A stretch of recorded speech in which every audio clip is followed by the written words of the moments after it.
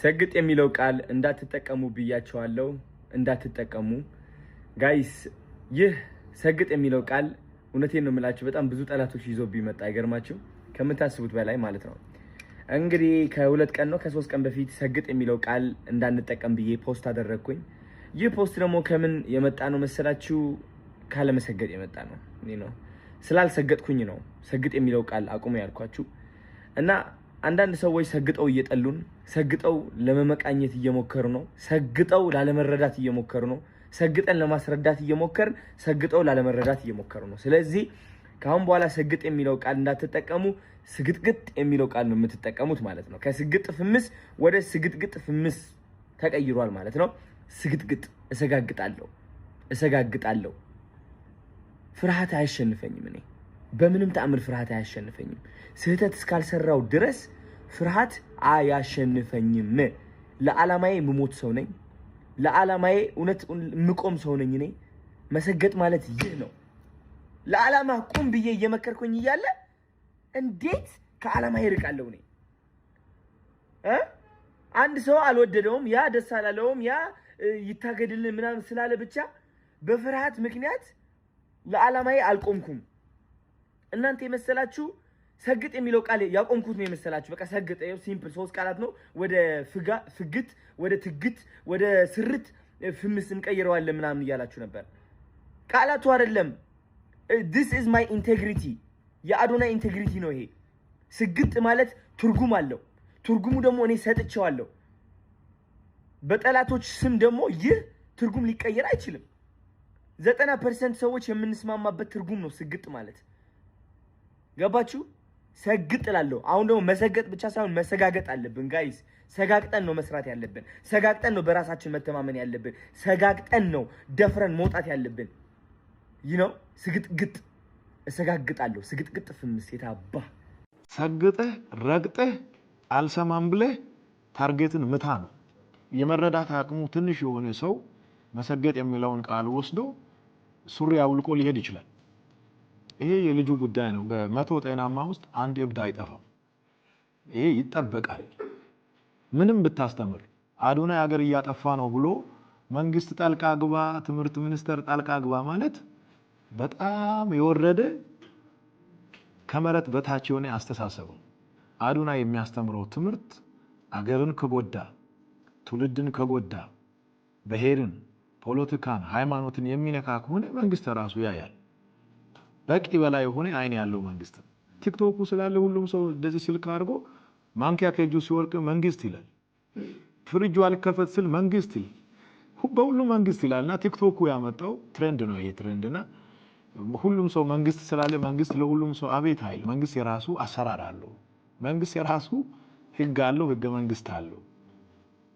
የሰዎችን የሀገርን ደህንነት እስካልነካ ድረስ እንደፈለገ አንድ ሰው ማራመድ ይችላል በዚህ ነገር ላይ ዝም ብሎ ሰዎች መንግስት ትምህርት ሚኒስተር መንግስት ስላለ ሐሳብ መቀየር የለብን በእኔ መናጽር ቃሉ በጣም ተመችቶኛል በጣም ነው የተመቸኝ እንደውም አንተ አሁን መሰገጥ ነው ያልኳለ መሰጋገጥ ነው ያለብን መሰገጥን እንደውም ትተ መሰጋገጥ ነው ያለብን አዲስ ቃል እየጠበቁ ነው አሁን እንግዲህ ስግጥግጥ ፍምስ እንለዋለን ስግጥግጥ በቃ ወይ ስግጥግጥ ፍምስ ስግጥ አንዴ ይረግጣል ስግጥግጥ ግን ሶስቴ ነው የሚረግጠው በደንብ መድረስ አለበት እንደውም ማብዛት ይችላል ስግጥግጥ ይላሉ እንደውም እስከሚሳካላቸው ድረስ አያቋርጡ ያ እያበዛህ መሄድ ነው በቃ አቋምን ከቀየርክ አሁን የመጣው ነገር በሙሉ ተመልሶ ይሄዳል አንተም የድሮ አዶናይ ትሆናለህ ወደፊት ምን ነው ታዲያ የምታስበው ወደፊት አሁን እየተገለጸልኝ ነው በጣም አዲሱን ጄነሬሽን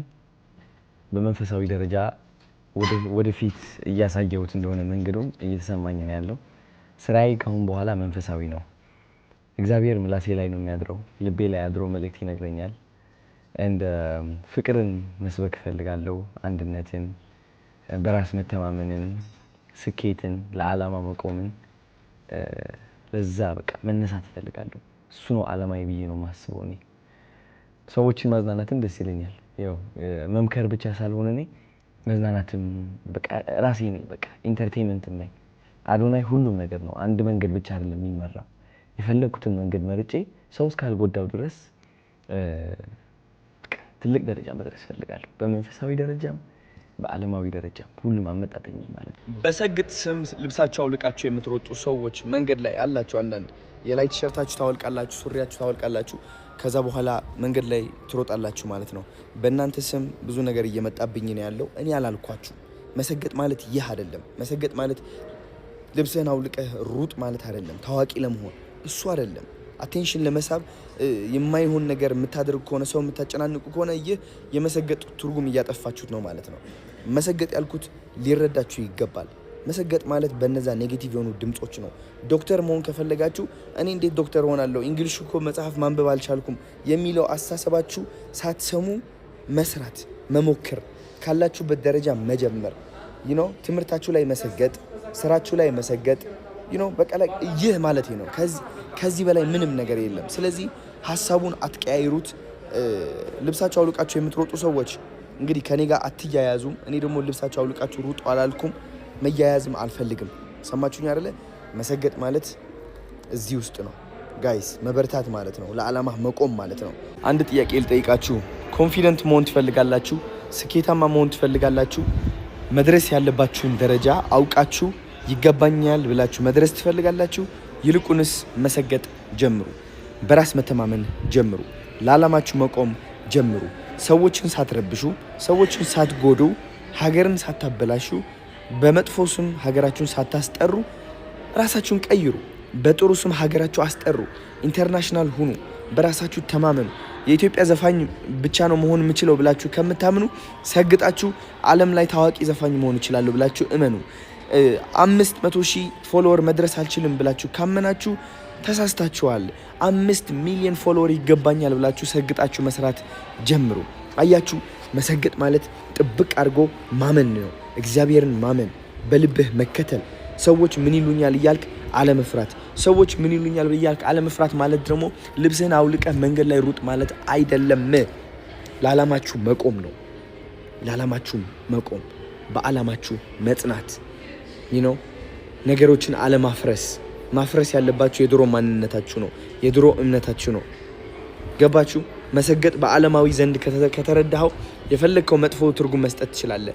መሰገጥ ግን በመንፈሳዊ ደረጃ ከተረዳኸው ህይወት የሚቀይር ነው። የብዙ ወጣቶች ህይወት እየቀየረ ነው ያለው። ሰግጣችሁ ከመጥፎ አዲክሽን ውጡ። ሰግጣችሁ ነው የምላችሁ። የማይጠቅማችሁ ሱስ ካለ ሰግጣችሁ ከዛ ሱስ መላቀቅ አለባችሁ። ገባችሁ አይደለ? ይህ ነው ትርጉሙ። ትርጉም ሰጥታችሁ እኔን ለማውደቅ አትሞክሩ። በቃ ተረዳችሁኝ ጋይስ? እኔን የምትወዱኝ ሃይማኖቴን አይታችሁ፣ ብሔሬን አይታችሁ ወይም ደግሞ ያለሁበት ደረጃ፣ ገንዘብ whatever it is አይታችሁ ከሆነ እኔን አትወዱኝም ማለት ነው። አንድ ሰው የምትወደው በመረጠው ምርጫ አይደለም። አንድ ሰው የምትወደው ውስጥ ላይ በተሰማ ስሜት ነው። ሰው ከመውደዳችሁ በፊት ማጣራት አቁሙ። ውስጣችሁ የነገራችሁን ነገር እመኑና መውደድን ጀምሩ። ቢካዝ ማጣራት ስንጀምር ሁሌም ኦፍ ኮርስ ኔጌቲቭ የሆነ ነገር ማግኘታችን አይቀርም። ሰዎች ነንና ሁላችንም ነጭ በግ ሆነን መኖር አንችልም። ያጠፋነው ጥፋት ሊኖር ይችላል። የራሳችን ምርጫ ሊኖር ይችላል። የተለያየን ነን። እሱ ነው ደግሞ አንድ የሚያደርገን፣ እሱ ነው ውብ የሚያደርገን፣ እሱ ነው የበለጠም እንድንፋቀር የሚያስተምረን ማለት ነው። ፍቅር ማለት ነው አንድ ሰውን መቀበል ነው ያለምንም ማጣራት። እውነቴን ነው የምላችሁ። ሰው በምርጫው እንዲኖር በመፍቀድ የተሰጠውን ነገር አለ፣ የኖሩበት የተመራው የተከተለው መንገድ አለ። እሱን አውቀን መጥፎውን ነገር ሳንለይ ጥሩን ብቻ እየመረጥን ያ ሰውን ማፍቀር ስንማር እቺ ዓለም ገነት ትሆናለች። ግን እቺ ዓለም ገነት ስትሆን ልባችንም ገነት ውስጥ ይሆናል፣ እኛም ገነት ውስጥ እንሆናለን። ሰው አናጣራ ከማፍቀራችን በፊት። ወዳችሁ ሰገጥ ፈምስ ብራዚል ገብቷል። ይህ የ15 ዓመት ህጻን ልጅ ያደረገው ነገር ዓለም እየተነጋገረበት ይገኛል። ታሪኩ እንዲህ ነው። ይህ የ15 ዓመት ህጻን ልጅ 18 ሰዓት በባስ ተጉዞ እንግዲህ ስታዲየም ይደርሳል ጨዋታውን ለመዘገብ፣ ፓልሜራስ ከፍላሚንጎ የነበረውን እንግዲህ የዋንጫ ጨዋታን ለመዘገብ። ነገር ግን ወደ ስታዲየም አላስገባም ወይም ደግሞ አትገባም አሉት። እንዲሁ ደግሞ ቲኬትም የሚሰጠው አካል አላገኘም። ምንም እንኳን ስታዲየም ገብቶ የመዘገብ ፍላጎቱ ባይሳካም ተስፋ አልቆረጠም። እንግዲህ ከስታዲየሙ በር ወደ ቤት አልተመለሰም። ቀጥታ እንግዲህ አጋጣሚ ሆኖ እንግዲህ ስታዲየም ወይም ደግሞ ይህ ስታዲየም የተሰራበት እንግዲህ ተራራማ ቦታ አካባቢ ነውና ወደ ተራራማ ቦታ ወይም ደግሞ እንግዲህ ከፍ ብሎ ስታዲየሙ ወደሚታይበት ጨዋታ ወደሚታይበት ቦታ ላይ ሱፉን ለብሶ እንግዲህ እንደምትመለከቱት ይወጣል። እዚህ ተራ ላይ ወጥቶ ቀጥታ በስልኩ ላይቭ ስትሪም ወይም ደግሞ በስልኩ እንግዲህ ዙም አድርጎ ቀጥታ ጨዋታውን ላይቭ ስትሪም ማድረግ ጀመረ። በዚህም ላይቭ ስትሪም ላይ እንግዲህ በሚገርም ሁኔታ 47000 ሰው እንግዲህ ይህን ጨዋታ ሲመለከት ነበረ።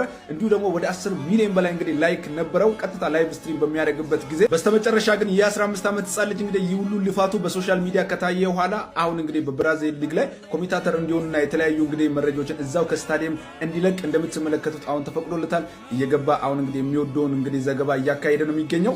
የምትፈልጉት ነገር እንዲሳካ የቱንም ያህል ፈተና ቢኖር ፈተናውን ማለፍ መሻገር እንዲሁ ደግሞ መሰገጥ ይኖርባቸዋል። ከዚህ ከ15 ዓመት ህጻን ልጅ እንግዲህ የምንማረው ይህ ነው። ይህን ቪዲዮ ኮፒ ሊንክ፣ ሼር፣ ሪፖስት አድርጉት። እንዲሁ ደግሞ ህይወቱን ለማሸነፍ ለሚታገለው ጓደኞቻችሁ ሜንሽን በማድረግ ይህን ቪዲዮ እንግዲህ በርታ በሉት። ፎሎ፣ ሪፖስት፣ ኮፒ ሊንክ ማድረጋችሁ እንዳይረሳ።